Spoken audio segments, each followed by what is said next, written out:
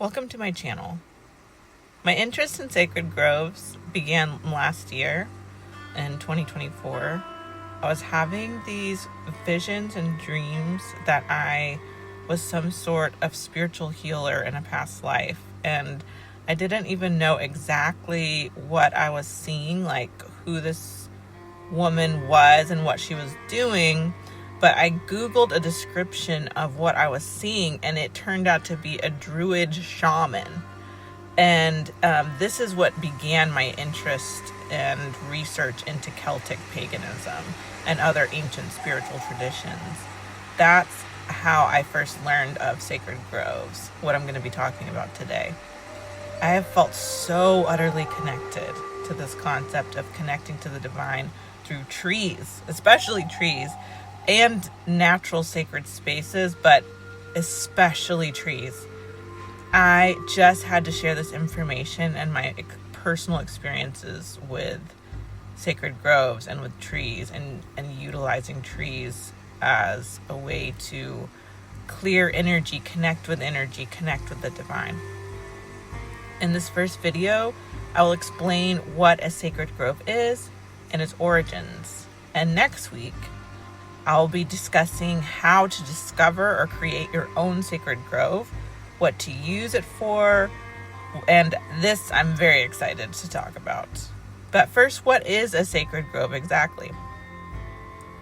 A sacred grove is a natural stand of trees, not just any forest, but a place considered holy, protected, and spiritually powerful by ancient cultures around the world. These groves were thought to be bridges between the physical world and the realm of spirits or deities. In many traditions, cutting trees or harming the grove is forbidden or taboo because it would offend the spirits tied to that place. The idea of sacred groves is very old and appears in many cultures.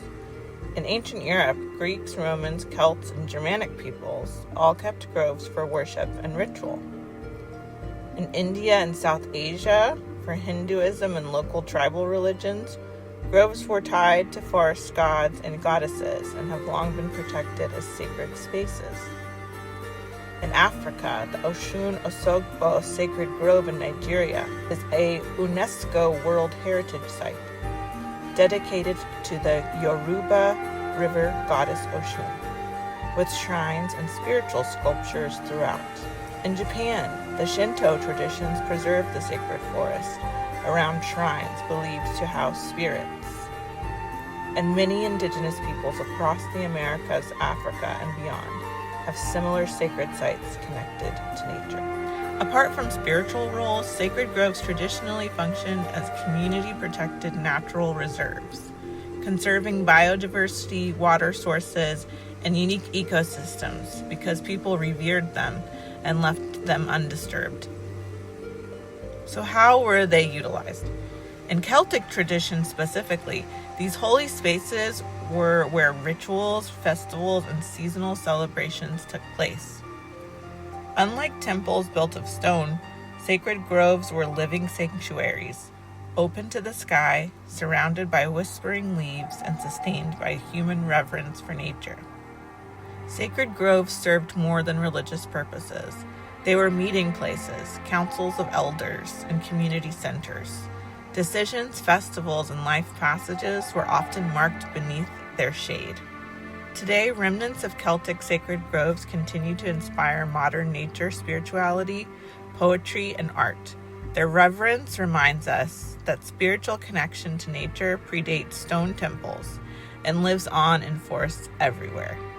Thank you for watching, and subscribe if you're interested in seeing next week's video, where I'm going to actually show how I'm creating my own sacred grove and what I've done to discover sacred groves in my own practice. So thank you for joining me today.